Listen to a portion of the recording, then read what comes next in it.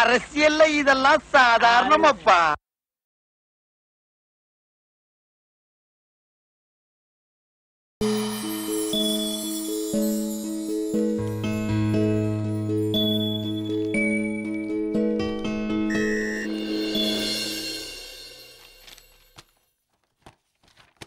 அப்பா, அர்ஜுன் நாளைக்கு நைட் கிளம்புறானா?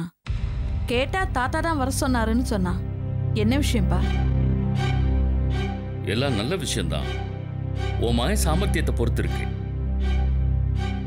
நான் முன்னாடியே அவன்கிட்ட பேசி பார்த்துட்டேன்பா. அவனுக்கு அரசியல் எல்லாம் இன்ட்ரெஸ்ட் இல்லையா? ஓ, எனக்கு முன்னாடியே நீ ட்ரை பண்ணிட்டியா? இந்திய அரசியல்ல இப்ப அதானப்பா ட்ரெண்டா இருக்கு. அப்பாக்கு அப்புறம் பிள்ளை, பிள்ளைக்கு அப்புறம் பேரன். ஆனா நம்ம அர்ஜுனுக்கு தான் அதுல எல்லாம் ஆர்வமே இல்லை. இந்திய அரசியலுக்கு ஒரு குவாலிட்டியே இருக்குமா. ஆர்வமா வந்தவங்க, நாடு முழுக்க நடையா நடந்தவங்க, மேடை ஏறி மணிக்கணக்கா பேசி ஜெயிலுக்கு போனவங்க, இவங்க எல்லாம் ஜெயிச்சதை விட ஆர்வமே இல்லாதவங்க, அலட்சியமா இருந்தவங்க, எதிர்பாராம வந்தவங்க, இவங்க தான் அதிகமா ஜெயிச்சிருக்காங்க. தைரியமா இரு, நான் பாத்துக்கிறேன். என்னவோப்பா, எல்லாம் நல்லபடியா நடந்த சந்தோஷம்தான்.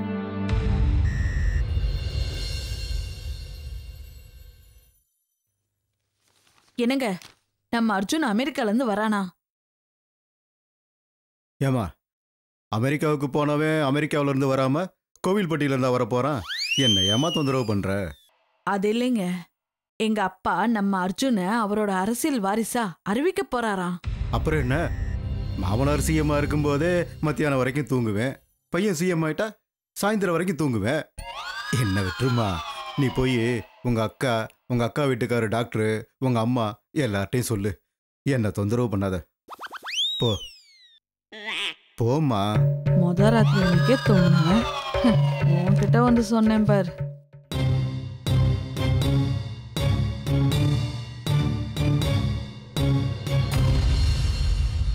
சார், ஆளாளுக்கு இப்படி பேசாம இருந்தா எப்படி? யாராவது ஒருத்தர் ஆரம்பிங்க. இனி கவர் ஸ்டோரி அனுப்பணும். ஏழை விவசாயிக்கு எம்எல்ஏ பணிந்தார் அப்படின்னு கேசவ மேட்ரை கவர் ஸ்டோரி ஆக்கிடலாமா? அது ஏரியா மேட்ரியா? கவர் ஸ்டோரினா நேஷனல் இஷ்யூ இருக்கணும். அட்லீஸ்ட் தமிழ்நாடு முழுக்க மக்களை பாதிக்கிற மாதிரி விஷயமாவது இருக்கணும். இப்போ என்ன சார் பண்ணலாம்? மழை வேற கொட்டி தீத்துருச்சு. கர்நாடகத்திலேருந்து வேற தண்ணியை திறந்து விட்டாங்க. இதே எப்போதும் போல மழை வராமல் இருந்திருந்தா காவிரி டெல்டா பாசன விவசாயிகள் கண்ணீர். தர்மபுரி கூட்டு குடிநீர் திட்டம் வருமா வராதா, மத்திய அரசு அவங்களுக்கு சப்போர்ட்டா நமக்கு சப்போர்ட்டான்னு சும்மா தீட்டிருக்கலாம் சார். மிஸ் ஆகி போச்சே. சரி, நடந்தது நடந்து போச்சு. தமிழ், புதுசா ஏதாவது வதந்தி இருந்தா சொல்லுப்பா. என்ன சார் இது? வதந்தினா என்ன மட்டும் கேட்குறீங்க? நான் மட்டும்தான் ரூமரை கிளப்புறேன்னா என்ன? எப்பா கோச்சுக்காதப்பா, இன்றைய வதந்தி நாளைய வரலாறு இல்ல. முதல்வரோட பேர் அர்ஜுன் அமெரிக்கால இருந்து வரதா பேசிக்கிறாங்க. இதுல என்ன செய்தி? அமெரிக்காவில் வேலை பார்க்கறவன் ஊரை பார்க்க வர்றான். இதுல என்ன இருக்கு? நாய் மனுஷனை கடிச்சா செய்தி இல்ல தமிழ், மனுஷன் நாயை கடிச்சா அதுதான் செய்தி. இப்போ முதல்வர் வீட்டு நாய் உங்களை கடிச்சா, முதல்வர் வீட்டு நாய் கடிச்சு பத்திரிகையாளர் படுகாயம் அப்படின்னு நான் முதல் பக்கத்துல போடட்டுமா? சரி, முதல்வர் பேர வராங்கிற விஷயத்தை எப்படி கவர் ஸ்டோரியா போட முடியும்? முதல்வர் பேரன் எதுக்கு வராருன்னு தெரியாது, ஆனா வராரு. வராருன்றத செய்தியா போட முடியாது. இப்போ திங்கக்கிழமை காலையில நம்ம தமிழ் மக்கள் எலக்ட்ரிக் ட்ரெயின்லயும் ஆபீஸ்லயும் பேசுறதுக்கு ஒரு சுவையான செய்திய தரது நம்மள மாதிரி பத்திரிக்கைக்காரங்களோட கடமை இல்லையா? அதனால முதல்வரோட பேரன் எதுக்கு வராருன்ற காரணத்தை கண்டுபிடிச்சு சும்மா கொளுத்தி போடுவோம் சார். அது கரெக்டா இருந்தா அன்னைக்கே நம்ம ஆந்தையார் சொல்லிச்சுன்னு சொல்லிக்கலாம் இல்லையா? ஏப்பா, சப்போஸ் வந்தது எந்த காரணம் இல்லாம திரும்பி போயிட்டா என்ன பண்ணுவேன்? அது ஒன்றும் பிரச்சனை இல்லை சார். குடும்பத்தில் குழப்பம், மீண்டும் திரும்புகிறார் அமெரிக்காவுக்கு அர்ஜுன், கலகத்தில் கட்சி அப்படின்னு போட்டு மேட்டரை முடிச்சிடலாம் சார். அர்ஜுன் வரத பொன்னேரியார் விட மாட்டார். நான் தான் முதல்வர்னு ஊரெல்லாம் சொல்லின்னு திரிகிறார் அந்த ஆளு.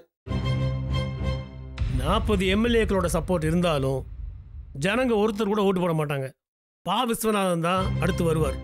ப்ரொவைடர் இவர் மறுபடியும் ஜெயிச்சா ஆக்சுவலா சார், பொன்னேரியார் தாம் மகள் அறிவரசிய அரசியலுக்கு கூட்டிட்டு வர போறதா ஒரு ரூமர் கூட இருக்கு சார். ஆரம்பிச்சிட்டியா அடுத்த பொருளையே? சார் அப்படி இல்ல சார், இந்த பொண்ணுக்கு கூத்துப்பற்றையில இருந்து ஆக்டிங் ட்ரைனரை கூட்டிட்டு வந்து எப்படி பேசுறது, எப்படி நடக்கிறது, எப்படி வணக்கம் சொல்றது, கேமரா முன்னாடி எப்படி நடிக்கிறதுன்னு நடிப்பெல்லாம் சொல்லி கொடுக்குறாங்களாம் சார். ஏன் சார், பொன்னேரியார் தான் மகளை அரசியலுக்கு கொண்டு வந்தா அவரோட சின்ன வீடு கோச்சுக்க மாட்டாங்களா? சார் அது தெரியாத பொன்னேரியாருக்கு? அதுக்காக தான் பொன்னேரியார் தான் மனைவிக்கு ஒரு கம்பெனியா ஆரம்பிச்சு கொடுத்துருக்காராம். அந்த அம்மா இப்போ சினிமா படங்க எடுக்கிறாங்களாம் சார். ஓ சார், நடிகர் சில்பா குமாருக்கு அரசியலுக்கு வரணும்னு ஒரு ஆசை இருக்கு சார்.